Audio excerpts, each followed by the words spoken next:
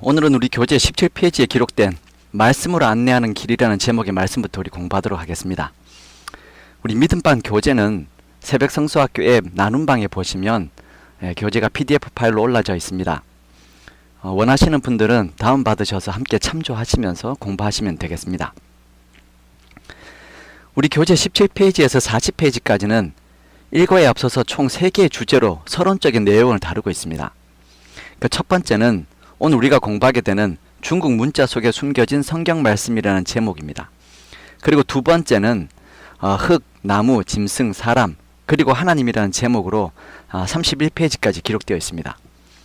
그리고 마지막으로 말씀의 총체적인 이해라는 주제로 40페이지까지 우리 서론적인 내용을 다루고 있습니다. 이 서론의 말씀을 통해서 우리는 우리가 믿는 바 또 성경의 진리가 우리들의 삶에 얼마나 그 소중한 의미를 지니는지와 이 말씀들이 참으로 믿을 만한 그 생명의 진리라는 사실을 확신할 수 있게 되기를 바랍니다. 오늘은 우리 그 첫 번째 시간으로 중국 문자 속에 숨겨진 성경 말씀부터 살펴보겠습니다. 오늘 살펴보는 내용들을 통해서 한 가지 분명한 확신을 우리는 가질 수 있어야 합니다. 바로 믿음이 수많은 증거들 위에 세워진 믿음이라는 것입니다. 모든 사람들은 여러 가지 환경 속에 살아갑니다. 근데 참 재미있는 것은 똑같은 시간과 환경이 누군가에게는 행복하고 또 소중한 것이지만 또 다른 누군가에게는 고통스럽고 불행한 환경이 된다는 것입니다. 여러분, 이 말은 그 환경보다는 그 속에 살고 있는 사람들에게 차이가 있다는 것을 알 수 있습니다. 그래서 이 사실을 다윗은 시편 14편 1절에서 7절에 이렇게 표현하고 있습니다. 어리석은 자는 그의 마음에 이르기를 하나님이 없다 하는도다. 그는 부패하고 그 행실이 가증하니 선을 행하는 자가 없도다. 여호와께서 하늘에서 인생을 굽어 살피사 지각이 있어 하나님을 찾는 자가 있는가 보려 하신즉 다 치우쳐 함께 더러운 자가 되고 선을 행하는 자가 없으니 하나도 없도다. 죄악을 행하는 자는 다 무지하냐? 그들이 떡 먹듯이 내 백성을 먹으며 여호와를 부르지 아니하는도다. 그러나 거기서 그들은 두려워하고 두려워하였으니 하나님이 의인의 세대에 계심이로다. 너희가 가난한 자의 계획을 부끄럽게 하나 오직 여호와는 그의 피난처가 되시도다. 이스라엘의 구원이 시온에서 나오기를 원하는도다. 여호와께서 그의 백성을 포로된 곳에서 돌이키실 때에 야곱이 즐거워하고 이스라엘이 기뻐하리로다 라는 말씀입니다. 다윗은 말하기를 사람에게는 지각이 있어야 한다라고 했습니다. 똑같은 환경을 살아도 지각이 있는 사람들은 그 속에서 하나님을 즐거워하고 기뻐하지만 지각이 없는 사람들은 부패하고 또 그 행실이 가증해서 선을 행하지 않는 사람이 된다는 것입니다. 사람들이 영적인 눈을 뜨고 다시 하늘을 보고 또 사람들을 보고 하나님께서 삶의 기회로 주신 모든 환경들을 살펴 바라보면 그때서야 모든 세계가 하나님으로 인해서 주어지는 수많은 축복 속에서 서로 다른 삶을 살고 있다는 것을 알게 된다는 것입니다. 오늘 우리가 공부하게 되는 이 중국 문자도 마찬가지입니다. 이 내용도 이미 우리 삶 속에 있었던 놀라운 사실이지만 그동안 사람들이 깨닫지 못했던 하나님의 실존하심에 대한 증거들입니다. 제가 오늘 공부에 앞서서 먼저 이 한자의 기원에 대해서 추가적인 설명을 좀 드리려고 합니다. 실제로 이 한자는 중국의 한족만들이 소유하고 발전시켜온 글자가 아닙니다. 수천 년에 걸쳐서 중원, 또 한반도, 일본 열도를 부지런히 오가던 그런 아시아인의 공통적인 합작품이라는 것이 바로 이 한자입니다. 다시 말해서 중국인과 한국인과 일본인이 함께 발전시켜온 동양 문화의 원천이고 또 언어적인 시그널이 바로 이 한자라는 것입니다. 그리고 우리가 동양 문화의 기원을 이야기할 때 한민족의 조상인 당군이 성경에 등장하는 그 노아의 장자 셈의 3대 손인 에벨의 차자 욕단이라고 보고 있습니다. 이 역대상 1장 19절에 보시면 에벨은 두 아들을 낳아 하나의 이름은 벨렉이라 하였으니 이는 그때에 땅이 나뉘었으며 그 아우의 이름이 욕단이며 욕단이 알모낫과 셀렙과 하사마빗과 예라와 하도람과 우살과 디글라와 에발과 아비마엘과 스바와 오빌과 하윌라와 요밥을 낳으니 욕단의 아들들은 이러하니라 라는 말씀입니다. 성경에서는 이후에 기록이 없습니다. 하지만 여러 고고학적인 고정들을 통해서 알 수 있는 것은 욕단의 형제인 벨렉은 아브라함의 5대 조상이고 또 벨렉의 후손에서 아브라함, 이삭, 야곱 이렇게 3대에 의해서 이스라엘의 기초가 닦였다는 것입니다. 여기서 우리가 주의해서 보아야 할 것은 욕단의 행방입니다. 팔레스타인 인근에서 이 혈족은 목축을 하며 살았는데 양과 염소 그리고 소를 길렀습니다. 그들이 풀을 따라서 이동하는 방목 생활을 하였다는 것이죠. 이렇게 방목으로 자연스럽게 짐승들을 따라가면 저절로 러시아의 바이칼 호수까지 이르게 된다는 것입니다. 이것이 고고학적인 고증입니다. 이러한 이동 경로와 노아 이전의 역사와 상징들로 볼 때 노아의 장자 셈의 3대 손인 에벨을 찾아 욕단이 그 단군 왕금이라는 추정이 가능하다는 것입니다. 그리고 이렇게 이동해온 욕단 족속이 창세기 1장에서 10장까지의 사건들을 잊어버리지 않기 위해서 그 내용을 그림으로 표현해서 보존하게 되었는데 이것이 바로 한자의 기원이 되었다는 것입니다. 우리가 아는 것처럼 한자는 상형 문자입니다. 실제적으로 상형 문자인 한자를 분석해보면 약 100여 자에 달하는 한자가 이 창세기 1장부터 10장까지의 사건들을 정확하게 묘사하고 있습니다.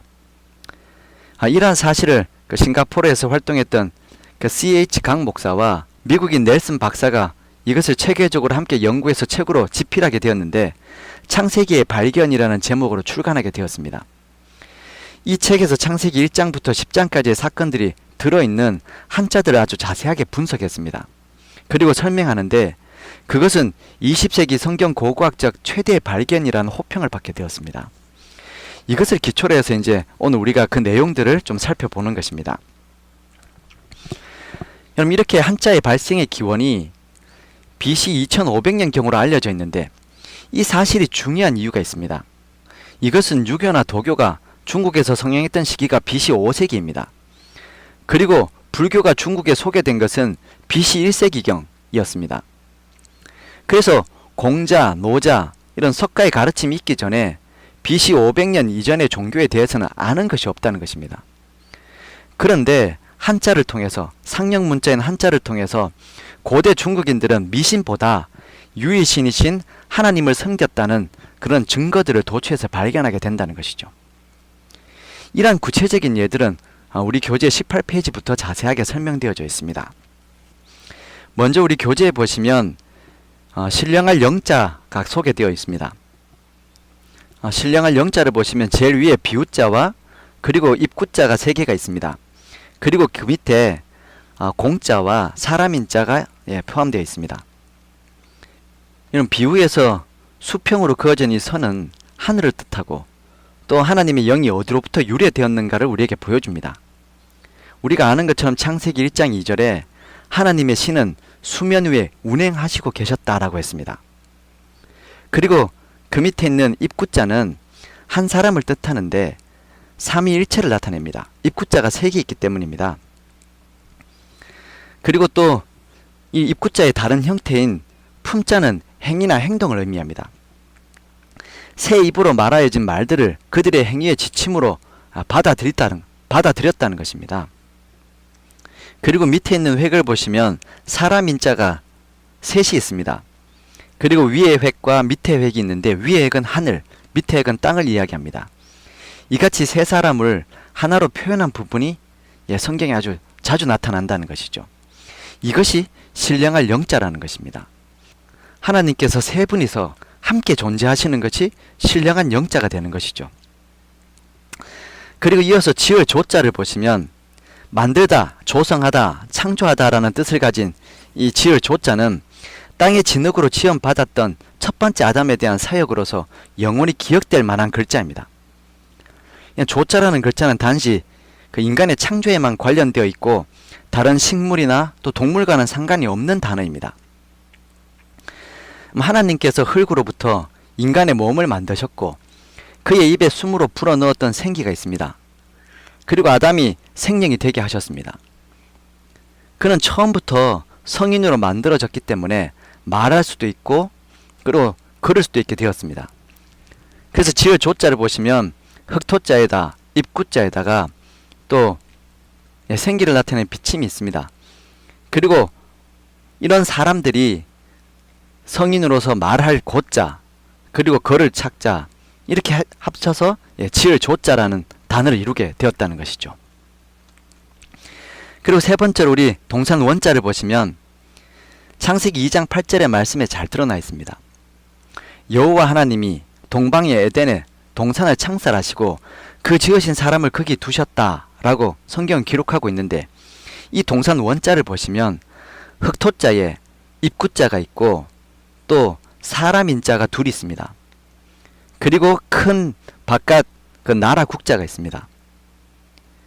흑토는 땅을 이야기하고 입구는 하나님의 창조적인 선언을 의미하고 나라 안에 두 사람을 두었다는 것입니다. 이것이 동산 원자입니다. 하나님이 창세기 2장 8절에서 말씀하셨던 그 에덴 동산의 이야기를 이 동산 원자가 담고 있다는 것이죠. 그리고 이어서 우리 19페이지에 보시면 금할 금자가 있습니다. 우리 교재에서 설명하고 있는 것처럼 창세기 2장 9절에 동산 가운데에는 생명나무와 선악을 알게 하는 나무도 있더라 라고 기록하고 있는데, 이 금할 금자에는 두 그루의 나무가 있습니다. 그리고 그 나무 목자 밑에는 볼시자가 있습니다. 그래서 이 말씀은 창세기 2장 16절과 17절에 말씀하신 것처럼 먹는 날에는 반드시 죽으리라 하시는 하나님의 언약이 이 금할 금자에 담겨 있다는 것입니다. 그리고 22페이지에 또 타말 람자를 보시면 앞에서 살펴본 금할 금자와 비슷한 글자입니다. 이 람자는 나무목 둘에 계집여가 있습니다. 누구나 아는 이야기처럼 창세기 3장 6절에서 여자가 본즉 먹음직하고 보암직도 하고 또 지혜롭게 할 만큼 탐스럽게 보였던 그 선악을 알게 하는 나무를 보고 있는 여자의 모습이 바로 이 타말 람자에 나타나 있다는 것이죠. 그리고 이어서 우리 23페이지에 벗을 라자로 보시면 창세기 3장 6절과 또 7절의 말씀을 이 글자가 담고 있습니다. 이에 그들 눈이 밝아져 자기들이 벗은 줄 알고 무화과 나무 잎을 엮어 치마로 삼았더라 라는 말씀인데, 이 한자의 벗을 라자를 보고 이러한 성경의 말씀을 그대로 나타내고 있다는 것을 알게 됩니다. 이 발갈벗을 라자는 몸시자가 있고 또 벗을 라에는 오드이자가 있습니다. 그리고 그 옆에 과일 과자가 있습니다. 이 세 단어를 합쳐보면 그 나무의 열매를 먹고 의의 옷이 사라지고 벌거벗은 모습을 하게 되었다라는 그런 뜻을 나타내고 있는 것이죠. 이것이 바로 벌거벗을 라자라는 것입니다. 그리고 24페이지에 피할 타자 또 숨을 비킬 타자가 있습니다. 우리 교재 설명을 보시면 죄 지은 이후에 창세기 3장 8절에 그들이 벌거벗은 것을 깨닫고 여호와의 낯을 피하여 동산나무 사이에 숨게 됩니다. 바로 이 숨을 타자, 피할 타자가 이러한 말씀을 드러내고 있습니다. 몸신자, 이의 뇌와 나무 목이 합쳐져서 그 결과로 나무 사이에 몸을 숨긴다는 뜻을 나타내고 있는 것입니다. 그리고 다시 앞으로 오셔서 이제 20페이지에 귀신 귀자를 보시면 이러한 타락이 있도록 유혹한 사단의 이야기를 또한 이 한자가 담고 있습니다. 바로 귀신 귀를 보시면 창세기 3장에서 인류를 미혹하기 위해서 에덴 동산에 나타난 사단의 모습을 잘 드러내고 있다는 것입니다. 한자의 구성을 보시면 그 밭자 위에 살아 움직이는 듯한 비침이 있습니다. 그리고 사람 옆에는 사사로울 사자가 있습니다. 이것이 바로 귀신 귀자라는 것입니다. 이와 마찬가지로 우리 귀신 마자를 살펴보시면 많은 두 나무 목 아래 귀신 귀자가 있고 또 위에 돌집 가릴 염자가 있습니다. 바로 에덴 동산 중앙에 있는 두 나무에 숨어서 나타난 그런 마귀의 모습을 정확하게 설명하고 있는 것이 귀신 마자입니다. 그리고 22페이지의 허물 죄자를 보시면 하나님께서 정하신 언약을 저버리고 또 선악을 알게 하는 나무의 실과를 먹고 그 죄를 지은 창세기 역사가 이 한자에 드러나 있습니다. 성경에서 죄라는 것은 넉사자 밑에 안일 비자가 있습니다. 네 가지가 아닌 것이 죄라는 것입니다. 우리 교재에 보시면 이 죄에 대한 정의를 네 가지로 설명합니다. 무엇이 아닌 것입니까?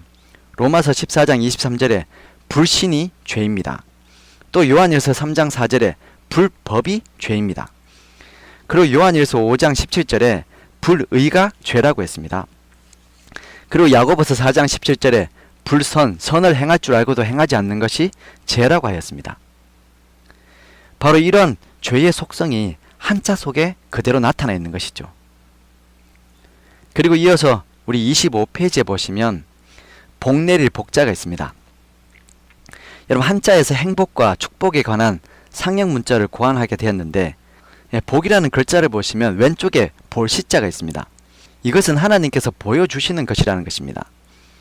그리고 오른쪽에 제일 위에 한일자가 있습니다. 첫 번째 하나라는 뜻입니다. 그리고 그 밑에 입구자가 있는데 이것은 사람을 뜻합니다.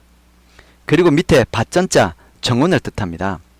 그래서 복이라는 것은 최초의 사람 아담에게 하나님께서 아름다운 정원을 보여주신 것을 의미하고 있습니다.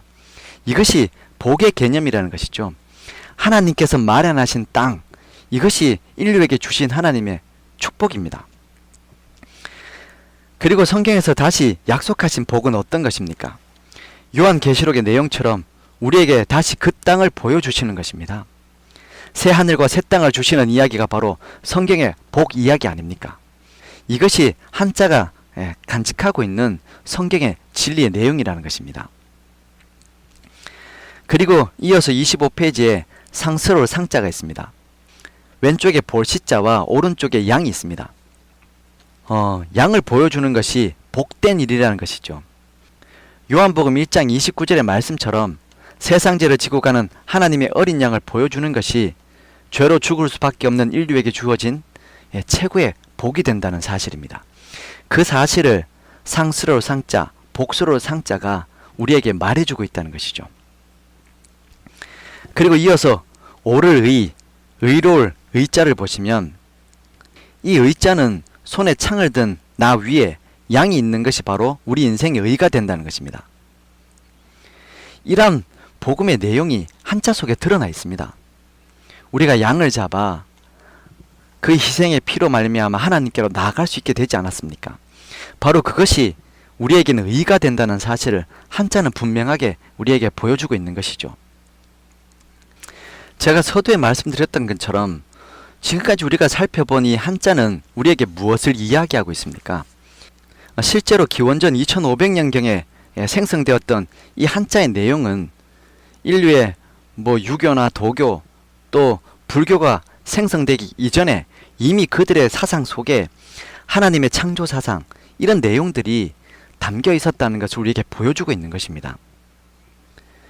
이미 있던 사실들을 우리가 모르고 살았지만 이 사실을 오늘 우리가 다시 한번 확인하게 되었다는 것입니다. 이것이 우리가 한자를 살펴보게 된 이유입니다. 여러분, 사실 우리 주변을 살펴보면 한자 외에도 수많은 하나님의 계시들이 주어져 있습니다. 우리는 흔들림 없는 하나님의 계시와 증거들 위해 믿음 생활을 하고 있다는 것입니다. 로마서 1장 20절에 보시면 창세로부터 그의 보이지 않는 것들, 곧 그의 영원하신 능력과 신성이 그 만드신 만물에 분명히 보여 알게 되나니 그러므로 저희가 핑계치 못할지니라 라는 말씀이 있습니다. 오늘 우리가 이토록 넉넉하게 펼쳐진 하나님의 계시를 영적인 눈으로 보고 사는 그런 지혜로운 하루를 보낼 수 있게 되기를 바랍니다. 믿음 생활이란 이러한 계시를 보고 사는 삶을 이야기하는 것입니다. 매일같이 반복되는 우리의 삶이지만 여러분, 지금도 하나님께서는 하나님의 그 온전하신 품성을 하나님의 계시를 통해서 우리에게 드러내고 계십니다. 그래서 누구든지 보고 깨달을 수 있도록 우리를 지금도 인도하고 계십니다. 아무쪼록 우리 모든 믿음반 성도님들께서 우리의 영적인 눈을 뜨고 이런 하나님의 증거들을 살펴보고 매일같이 더 주를 닮아가고 주를 향해 나가는 그런 믿음의 삶을 사실 수 있게 되기를 바랍니다. 우리 함께 기도하시겠습니다. 사랑하는 우리 주님, 우리 하나님께서 오늘 우리의 삶 속에 하나님의 실존하심에 대한 그 놀라운 증거들을 끊임없이 계시해 주셔서 감사합니다. 주님, 우리가 우리의 분주한 삶을 살 때에 이런 하나님의 계시를 깨닫고 사는 지혜로운 인생이 되도록 축복하여 주시옵소서. 오늘 하루도 우리 인생을 향하신 하나님의 뜻을 알게 하여 주시고, 또 우리를 위하여 하나님께서 마련해 놓으신 그 놀라운 은혜를 하나님이 기대하시는 것만큼 우리가 삶으로 받고 경험하며 살 수 있도록 주님 축복하여 주시옵소서. 이 하루의 삶을 주님께 의탁합니다. 하나님, 우리의 말과 인간관계와 또 모든 대소사에 함께 하셔서 영광 받아 주시옵기를 예수님 이름으로 간절히 기도드립니다. 아멘. 네, 감사합니다. 또 내일 시간에 뵙도록 하겠습니다.